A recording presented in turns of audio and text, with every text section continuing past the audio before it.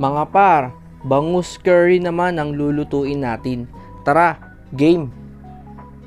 Maglagay na tayo ng mantika at pipirituhin na natin tong boneless bangus natin mga par. Mag-ingat kayo dito dahil talagang tumitilapsik yan mga par. At kapag okay na, iset aside lang natin to mga par.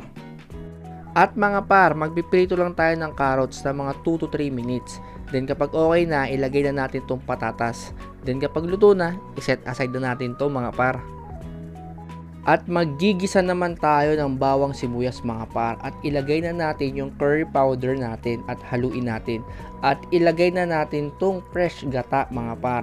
At timplahan natin sa black pepper, patis, at syempre lagyan natin ng asin niya mga par. Tapos, pwede na nating ilagay yung naprito nating bangus mga par. At ilagay na rin natin yung carrots at patatas natin. At nilagyan ko pala to ng bell pepper mga par.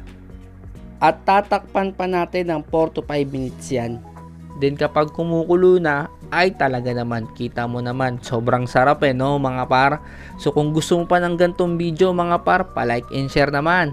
O paano, salamat sa panonood Paalam!